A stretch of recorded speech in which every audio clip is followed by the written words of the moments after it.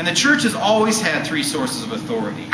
And when the church uses three sources of authority to define what Christ taught, it can never teach error if we're using all three sources of authority.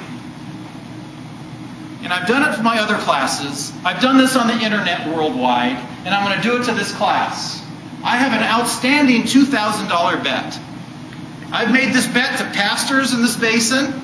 I've made this bet to many individuals. I made it worldwide on the internet.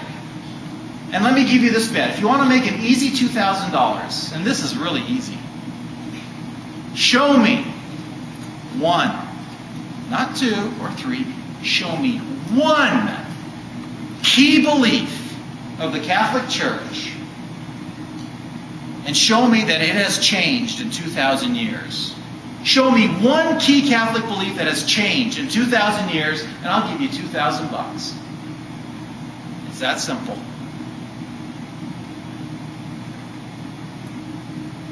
So if you have any takers, I'll bring my checkbook next week. Oh, only you guys have cash. I'll bring 2,100s, okay?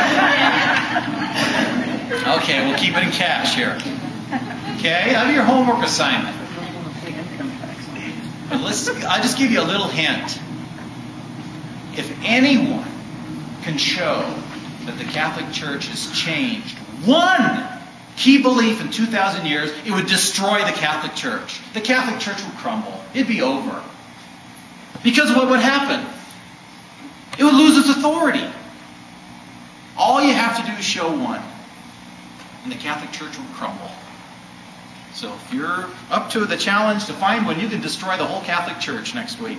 So is the bet 2,000 because it's been 2,000 years? Is that like... It was 1,000 until last year, and somebody in the class, well, I think it was her. She said inflation and all that, so I upped it to 2,000.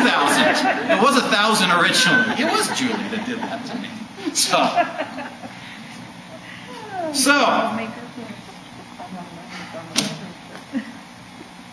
this is what the Catholic Church does. And this is what separates the Catholic Church from every other church on planet Earth. We use three sources of authority. We have the checks and balances. So, when we go to Scripture, and we read a Scripture passage, and I read the Scripture passage, and I interpret it one way, and then Kathy reads the same passage, and she interprets it another way, and then Julie reads the same passage, and she interprets it another way. We have three different interpretations of Scripture. Okay? What does the Catholic Church do to determine who's right? We go to the other sources of authority. We use the checks and balances, and we tell, what does it teach us? And that's how we know. Okay? Now, let me give you a little history.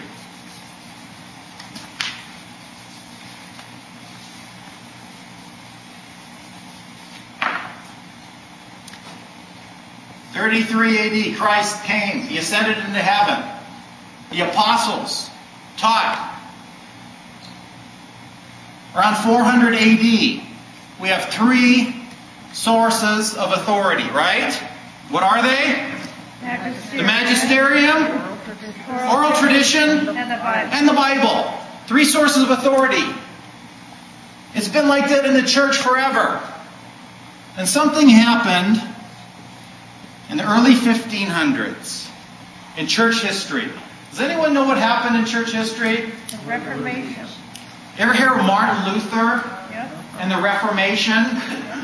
Martin Luther, he was a Catholic priest, and he had some issues.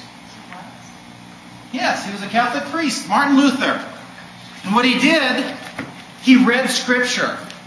He taught Scripture. And what happened, he came up with some different interpretations of some passages. So he read it on his own. He came up with an interpretation. Well, what happened? His interpretation was contrary to what the church taught. And the church said, Martin Luther, you're in error. What you're teaching is not according to the magisterium and to oral tradition. So Luther had a choice. He could either say, okay, I accept what has been taught for the last 1,500 years, Or he could throw away some of the sources of authority and just ignore it. And this is what Martin Luther did. So our three sources are or the church and get this again. The Catholic Church uses these three for 1,500 years, never changed a doctrine, never changed a belief. Luther came along and disagreed with the Catholic Church, and he says, my interpretation is right, your interpretation is wrong, your interpretation is wrong. Does anyone have any idea what Martin Luther did?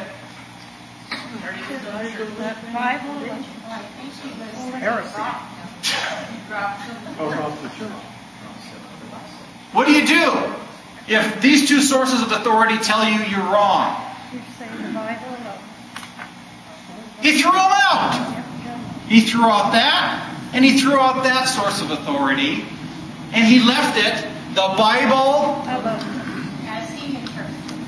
The Bible now, he says, is the only source of authority, is what he taught. Throughout the church, throughout the tradition, this now is our only source of authority. And this is where Protestantism started. One church for 1,500 years. All of a sudden now in 1500s, Luther throws out these two sources of authority. He leaves the Bible alone, and he says now every person has the right to read the Bible on your own and interpret it. So now every person, he made every person the authority to read Scripture and interpret it. What would happen if we picked a Bible passage and every person in this room read this Bible passage and we tried to interpret it? Would we all be in agreement? No. That's what happened. He opened up a can of worms. And this is what happened now. And this is called the formal principle of the Reformation. The Bible is the only source of authority. So we got Luther. He started, guess what branch of Protestantism Luther started? The Lutherans. This is where our Lutheran friends start. So Luther started it. Then we get to another one. There's a guy named John Calvin. He read the Bible, and he says, Luther, I agree with you here, here, and here, but on these couple of points I disagree with you. So what do you think he does? He starts his other church. So he starts the Presbyterian line. Another person after that, his name was Zwingli. He says, Luther, I agree with you here. Calvin, I agree with you here, but I disagree with you here and you here. So what do you think he does? Another church. He starts the Baptist. And this is how our Protestant friends started. Our Protestant friends can trace their history no earlier than the 1500s on Luther's Reformation. Their churches did not exist. It was the Catholic Church, basically the only church for 1,500 years. And then when Luther did this, it all started. So in, what's the year? 2008, 1500, say in 500 years of this happening, does anyone have any idea how many denominations there are in the world? About 35,000. Has any of you ever looked in the yellow pages under churches? Yeah. Isn't it mind-boggling?